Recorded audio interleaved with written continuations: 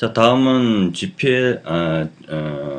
GNU 라이센스를 가지고 무료 버전으로 설치할 수 있는 2.5 버전을 2.5 버전은 9 버전이고 윈도우 7이 배포되기 전에 있던 패키지라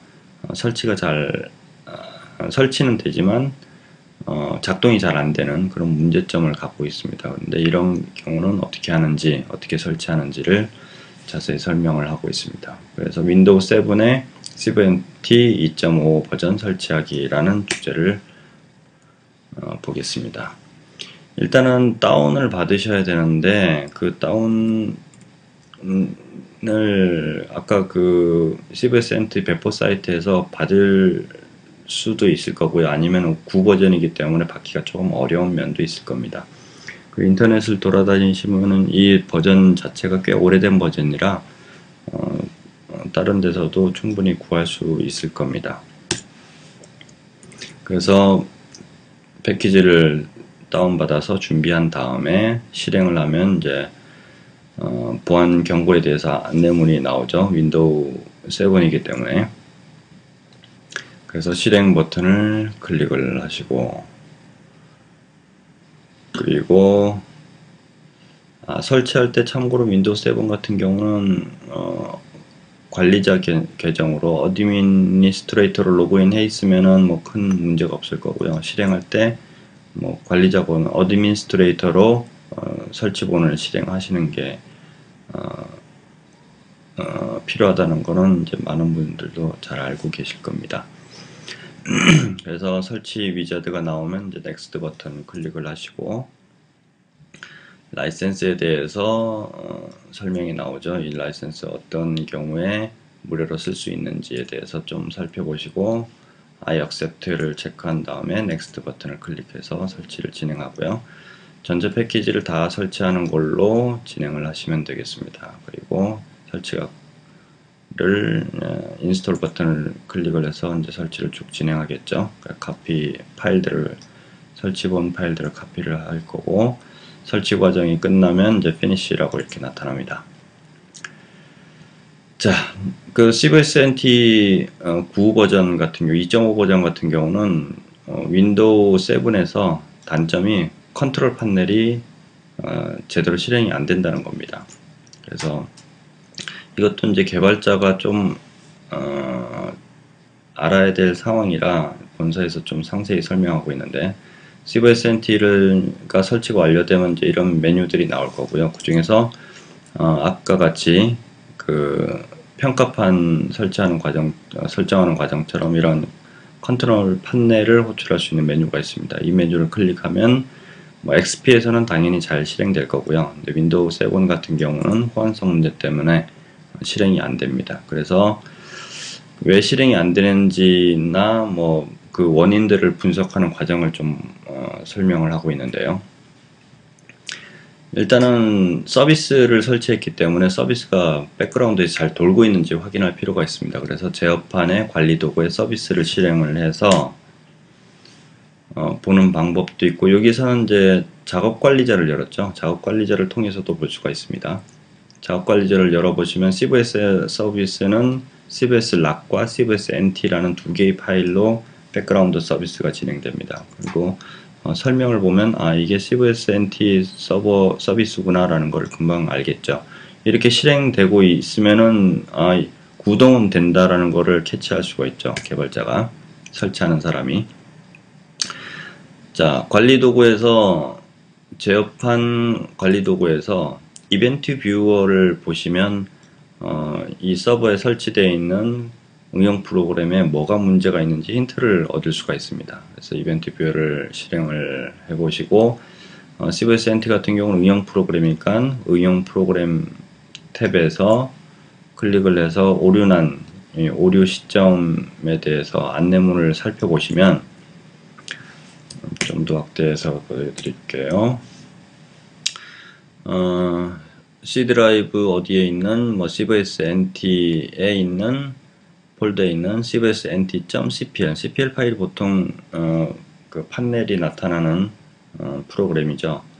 이 CPL을 활성화해서 컨텍스트를 생성하지 못했습니다 라는 이런 안내문들이 나타납니다. 결국에는 제작된 CVS NT CPL이라는 게 윈도우 7하고 좀 부합하지 않는 부분이 있다는 거죠. 그래서 결국에는 이 프로그램을 뭐 개발자가 뜯어 고칠 수 있는 건 아니니까요. 이 판넬 없이 그 CVS 명령어를 이용해서 세팅하는 방법을 찾을 필요가 있습니다. 그래서 다음 과정을 통해서 CVS 명령어로 저장소 설정하기. 아까 그 평가판을 설치할 때도 설정할 게 딱 하나 있다 그랬죠. 핵심적인 게. 그게 저장소에 대한 초기화 부분입니다. 그리고 나서 서버를 켜고 끄고 하면 되고, 계정은 어차피 터미널에서 추가하고 관리하는 거기 때문에 결국 CVS 명령어 중에서 저장소에 대한 관리 명령어를 찾으면 되는 거죠.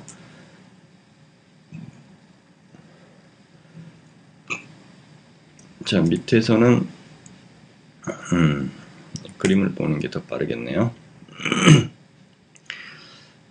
설치된 프로그램 중에서 워크스페이스 뷰어라는 서비스가 있습니다. 이 프로그램을 실행해 보면 이 프로그램은 실행을 되는 걸 할 수 있는데 일종의 탐색기라고 보시면 됩니다.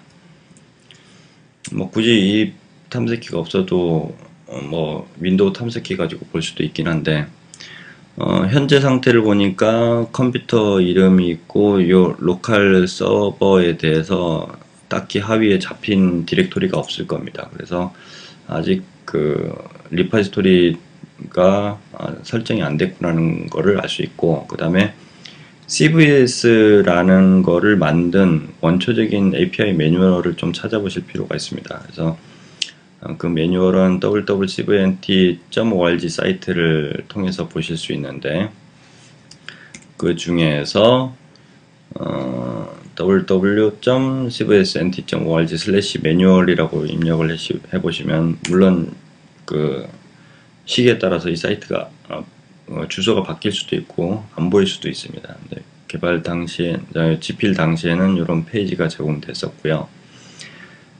CVSNT 매뉴얼이 이제 배포가 되고 있는 걸 알 수 있습니다. HTML 포맷도 있고, 뭐 CHN 매뉴얼 형태도 있고, 뭐 타르볼 형태도 있고요. 그 중에서 뭐 개발자가 원하시는 매뉴얼을 미리 받아두시는 게 좋겠죠. 그렇게 해서 본사에서는 이제 뭐 CVS PDF 파일도 있고 뭐 이렇게 돼 있는 도큐먼트 타르볼을 매뉴얼을 다운받아서 살펴보았습니다. 자, 그렇게 내용을 쭉 살펴보면 이제 리파지토리 디렉토리를 어떻게 생성하느냐, 뭐 이런 매뉴얼을 찾아야겠죠. 그 중에서 찾아보니까 그림에 잘 보이실지 모르겠지만 Creating a Repository라는 매뉴얼이 나타납니다. 여기에서 뭐 CVS 명령어에서 어떻게 해라 이런 설명을 찾을 수 있는 거죠. 이거를 힌트로 봐서 본서에서 좀 설명드리고 있는 게, 저장소 생성 명령은 이게 두 줄로 표현돼서 좀 혼돈될 수 있는데, CVS 한 칸 띄우고 다시 D 해서 저장 경로명을 지정을 하고 한 칸 띄우고 init라고 명령을 치시면 저장소를 초기화할 수가 있다는 거죠. 자, 그리고 뭐 다시 A 옵션도 있고 뭐 다시 U 옵션도 있더라, 뭐 이런 여러 가지 사항이 있는데, 실제로 어떻게 했냐면 어드미니스트레이터 계정에서 실행을 한 거고요. CVS 한 칸 띄우고 다시 D 한 칸 띄우고 C 드라이브 리파지토리 디렉토리 경로죠. 이렇게 잡고 한 칸 띄우고 init 하면 요것만 가지고도 초기화를 하는 게 되는 거고요. 그 다음에 다시 A라는 게 별명이라고 그랬죠. 알리아스. 그래서 알리아스 뒤에 슬래시 아울 하면 앞에서 그 컨트롤 판넬에서 설정한 거하고 똑같은 형식이 되는 거죠. 단지 저장 경로만 조금 다른 형태고요. 그렇게 해서 실행을 하면 이제 메시지가 나옵니다. 리파지토리 디렉토리 슬래시 아울에 대해서 물리적 경로는 이쪽이고 이니셜라이즈드 됐다, 초기화가 됐다라고 이렇게 메시지 나오고 프롬프트가 떨어지는 거죠.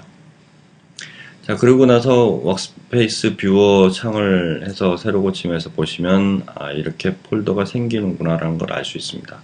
리파이토리 디렉토리는 여기고 리파이토리 디렉토리라고 설정되어 있는 그 폴더 바로 밑에 CVS 루트라는 게 생성이 된다 그랬죠. 이 폴더도 올바르게 생성된 거를 확인했으니까 이제 재시동하는 과정만 필요합니다. 여기서는 참고로 이제 실제 디렉토리에 가서 잘 생성됐는지, 리파이토리 디렉토리에 대한 그런 폴더 초기화가 잘 됐는지 한번 확인해 본 거죠. 자, 그리고 저장소를 이제 추가 삭제할 수도 있어야 되니까 삭제하기 위해서 추가를 하나 더 해봤습니다. 본 사례에서는 CVS -d 경로명 그리고 init-a /aul 테스트라는 리파이토리 디렉토리를 하나 생성을 했고, 그 다음에 생성한 리파이토리 디렉토리를 삭제하려면 어떻게 하느냐, 밑에서 나오고 있죠. cvs-d 경로명 init-a 알리아스명 그리고 -u 이 옵션이 이제 폴더를 없애는 거죠. 리파이토리에 대한 설정을 없애는 겁니다. 자, 이 폴더를 저장소를 삭제를 했다고 했을 때 데이터까지 사라지느냐를 꼭 확인할 필요가 있죠. 그래서 -u 옵션 같은 경우는 저장소를 등록된 정보만 삭제하고 실제 파일은 그대로 유지한다라고 되어 있죠. 그래서 실제 그 폴더에 가서 내용을 확인해 봤더니 폴더도 살아있고 데이터도 살아있더라 라는 거를 그림에서 보여주고 있는 겁니다. 다음에 64비트에서 CVS 계정 설정하는 방법도 소개를 하고 있네요. CVS에서 저장소 목록을 보시려면 이 명령이 CVS 한 칸 띄우고 ls라고 치시면 명령을 실행을 하시면 저장소에 대한 목록을 볼 수 있는데, 이런 메시지가 나타날 수도 있습니다. 이거는 환경 설정을 안 하고 명령을 실행했다는 거죠. CVS 로그인도 마찬가지고요. 그래서 D 옵션 가지고 환경을 설정을 하고 실행을 해라, 그런 메시지가 나온 거죠. 그래서 set 명령을 통해서 CVS 루트는 어느 경로이고 어드미니스트레이터 계정을 사용하되, 여기서는 이제 IP 주소를 입력하죠. IP 주소, 자기 자신 컴퓨터는 IP 주소 기본이 127.0.0.1이라고 기억을 하고 계시고, 그리고 콜론 리파이토리 디렉토리를 /aul이라고 정해서 엔터를 쳤습니다. 그렇게 한 다음에 이제 CVS 로그인을 해보면 로그인이 되겠죠. 그래서 로그인을 하는데, 현재 어드미니스트레이터에 대해서 로그인을 하기를 시도했으니까 패스워드가 나오면 윈도우 시스템에 있는 어드미니스트레이터 계정에 대한 패스워드를 입력을 하시면 됩니다. 그리고 여기에서는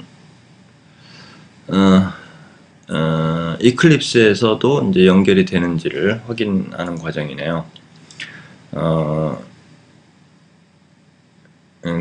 그 CVS NT 2.0 GPL 버전, GNU 버전에서도 이렇게 로그인이 잘 되고 작동이 잘 된다는 걸 보여드린 거고, 서비스에서 재시동하는 부분은 아직 안 나온 것 같은데요. 그 부분은 생략을 했는가 보군요. 그냥 리파이토리 디렉토리를 만들고 바로 실행한 과정을 보여드리고 있네요. 만약에 작동이 잘 안 되면은 서버를 재시동하시면 되고요. 서비스를 통해서. 자, 그리고 이클립스에서도 역시 파일 메뉴에서 임포트 메뉴를 실행을 해봅니다.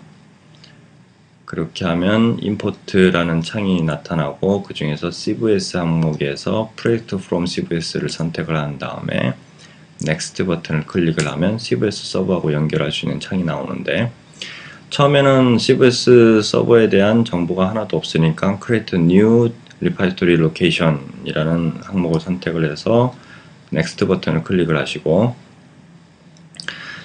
자, 로컬호스트에서 테스트하는 거기 때문에 127.0.0.1을 입력했고요.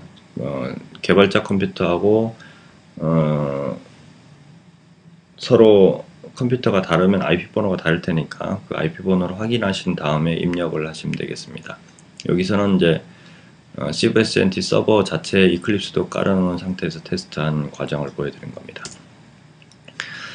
그리고 리파지토리 패스를 /aul로 입력을 하시고 이 계정은 어드미니스트 계정은 윈도우 시스템의 계정을 그대로 써서 테스트하는 과정을 보여주고 있습니다. 패스워드를 어드미니스트에 대한 패스워드를 입력을 했고요. 그 다음 포트는 설정이 기본 설정으로 되어 있기 때문에 디폴트 포트를 사용하는 걸로 되어 있고, 그 다음에 p서버 형태를 사용한다 그랬죠. 그래서 p서버 형태를 선택을 하고 세이브 패스워드를 체크하면 이제 다음부터 패스워드를 안 물어보겠죠. 그렇게 한 다음에 넥스트 버튼을 클릭하면 성공적으로 연결이 돼서 이렇게 CVS 루트가 나타날 겁니다. 이 항목을 선택을 해야지 기존에 있는 폴더를 볼 수가 있습니다. 그래서 확인을 했으면 이제 피니시를 클릭을 하든지 뭐 임포트해서 가져오는 시도를 하시든지 하시면 될 것 같고요. 자, 그 다음 과정은 계정을 하나 추가하고 있죠. CVS 확대를 해서 볼게요. 명령 프롬프트를 여시고 이미 이제 어드미니스트레이터에 대한 세팅은 한 상태라고 보고요. CVS 한 칸 띄우고 패스워드 한 칸 띄우고 다시 A 해서 아울이라는 계정을 하나 추가하는 과정을 보여주고 있습니다. 그래서 물어보면 아이디하고 패스워드를 이렇게 입력을 했는데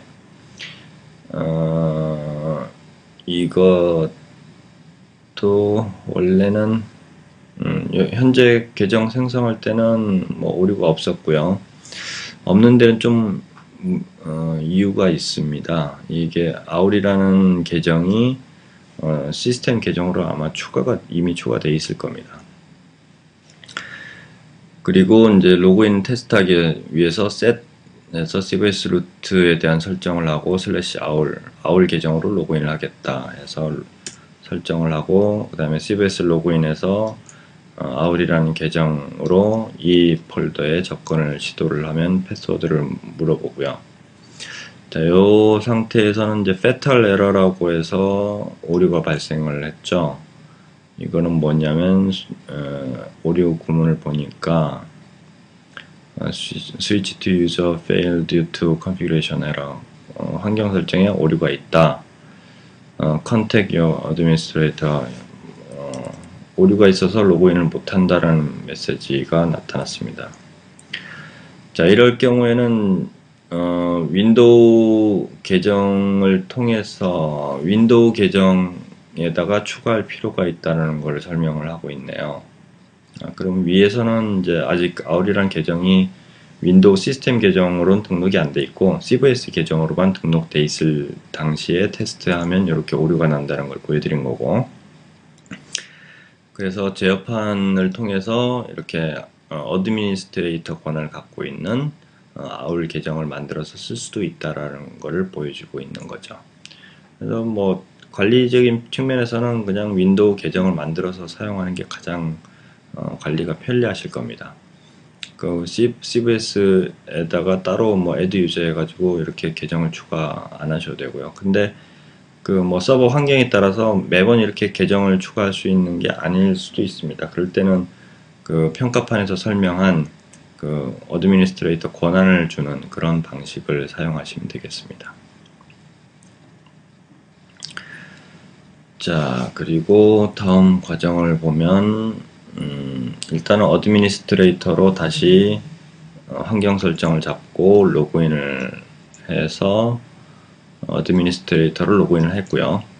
그 다음에 이제 계정을 삭제하는 과정을 보여주고 있네요. CVS 한 칸 띄우고 패스워드 한 칸 띄우고 다시 대문자 X 그리고 계정명을 입력을 하시고 엔터를 치면 이렇게 deleting user 어떤 계정 뭐 이렇게 나오죠.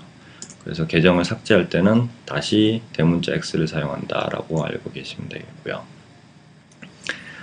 그렇게 한 다음에 계정을 CVS 패스워드에서는 아예 삭제한 상태고 다시 아울 계정으로 로그인을 시도를 해서 설정을 해서 시도를 해보면 시스템 계정 패스워드를 입력을 해서 로그인을 할 수 있다라는 것을 보여주고 있습니다. 자, 그래서 이클립스 같은 경우도 뭐 이렇게 호스트하고 리포지토리 패스하고 ID 시스템 계정이죠. ID 패스를 입력을 해서 시도를 해보시면 이렇게 접근을 할 수 있다라는 것을 보여주고 있습니다.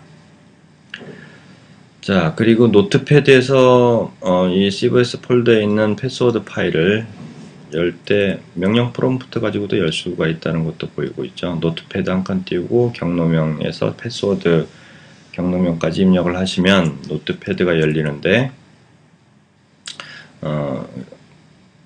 본사에서 실험한 것처럼 이 패스워드 폴더 그 파일에 아울이라는 계정이 없어도 시스템 계정만 있으면 사용할 수 있다는 것을 보여주고 있습니다.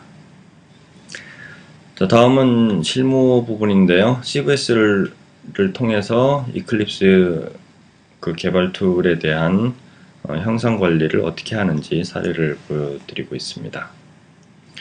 제일 처음엔 이제 프로젝트를 생성을 해서 소스를 만들었죠. 그래서 만들면 프로젝트를 선택을 하고 콘텍스트 메뉴를 클릭을 해서 이렇게 콘텍스트 메뉴를 마우스 오른쪽 버튼을 클릭을 해서 콘텍스트 메뉴를 연 다음에 밑에 보시면 팀 폴더에 쉐어 프로젝트라고 있습니다. 이렇게 하면 이제 CVS 서버에다가 소스를 올려서 공유를 하겠다는 그런 의미죠. 그래서 이 메뉴를 실행을 하면 쉐어 프로젝트라는 창이 나타나는데 쉐어 프로젝트라는 창이 나타나고요. 여기에서 처음 서버 접속 정보를 생성하는 거기 때문에 create new repository location이라는 것을 선택을 하고요. 그리고 next 버튼을 클릭을 했습니다. 자, 그렇게 하면 이제 쉐어 프로젝트라는 창에서 서버 정보를 입력하는 부분이 나오죠. 로케이션에 서버 IP 주소를 입력을 하고 그 다음에 리포지토리 패스는 /out이라고 이렇게 아까 생성한 경로명을 입력을 하고 계정을 뭐 두진이라고 생성했으면 계정 입력하고 패스워드 입력하고요. 그렇게 한 다음에 포트는 기본 포트로 세팅되어 있었죠. 그리고 P서버 사용한다고 그랬고요. 그리고 패스워드 저장한다고 체크를 하고 넥스트 버튼을 클릭을 하면 서버에 접속이 되겠죠.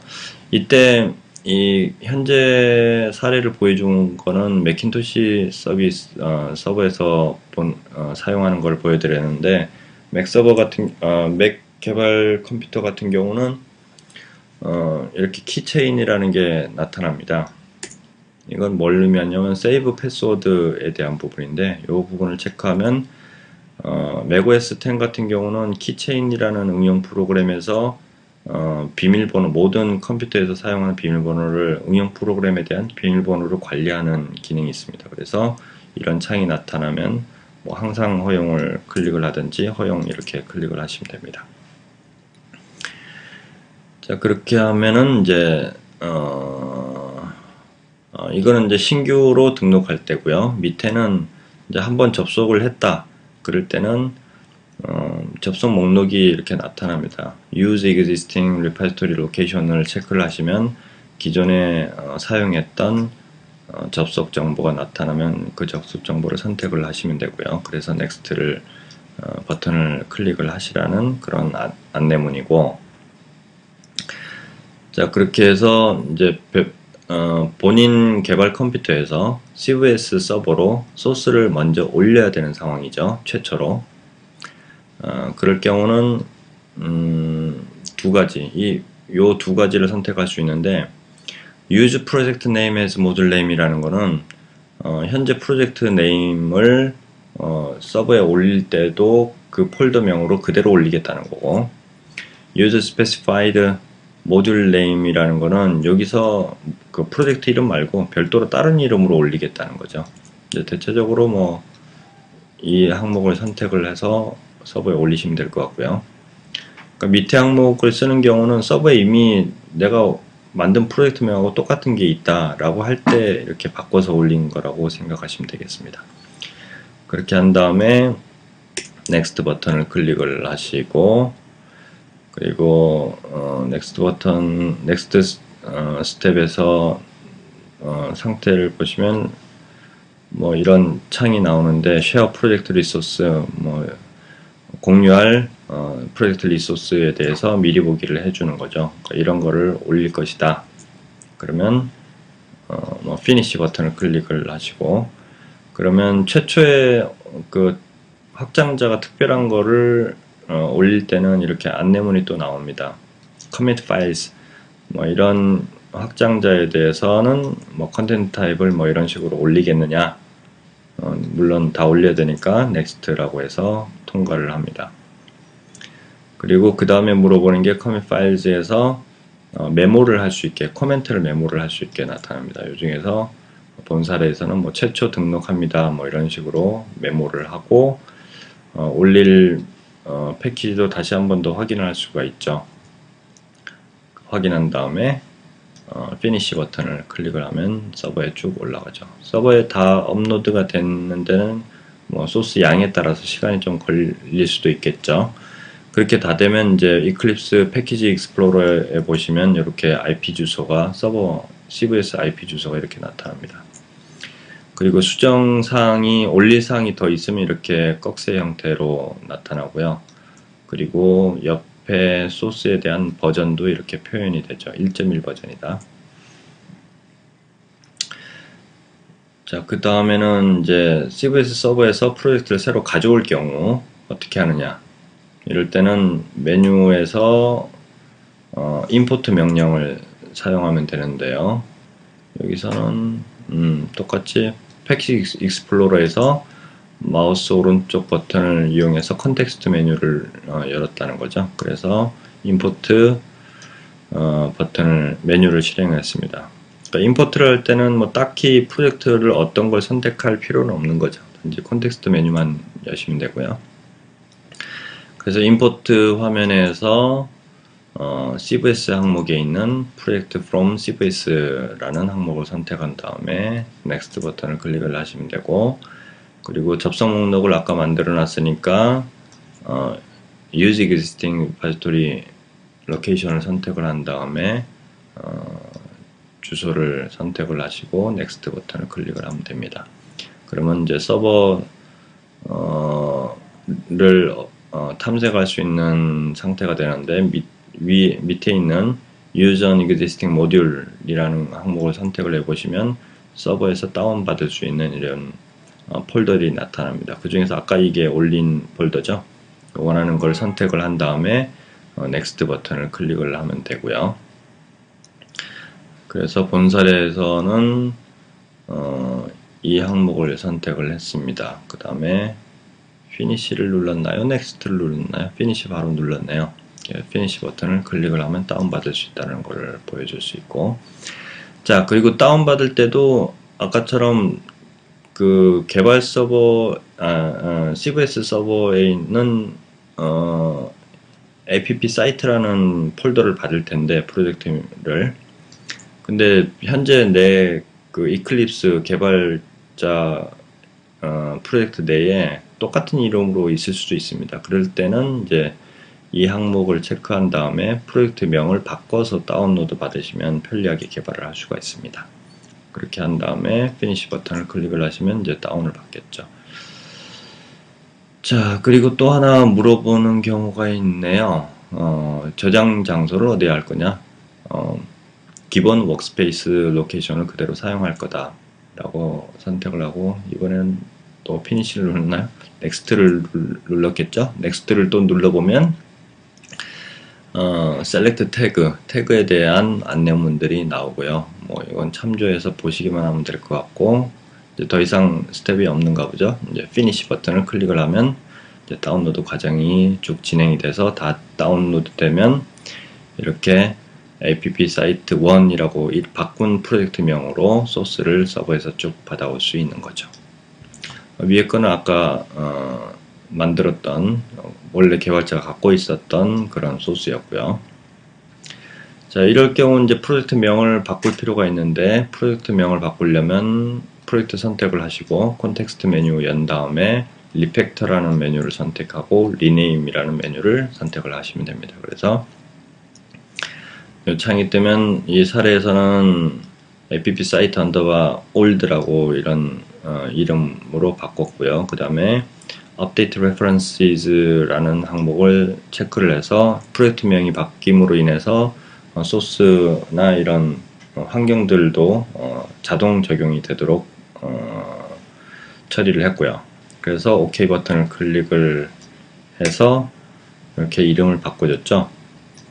자, 그리고 밑에 거도 바꿔봤습니다. 리팩터 메뉴에 리네임 메뉴를 이용해서. 자, 그렇게 해서 이름을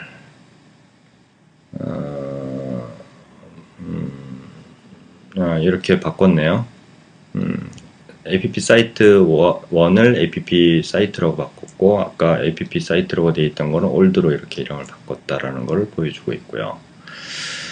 자, 이렇게 해서 이제 CVS를 서버도 이런 식으로 구축할 수가 있고, 그리고 이클립스를 통해서 CVS 서버에다가 올리고 다운받고 하는 기초적인 사항들을 살펴봤습니다. 수고하셨습니다.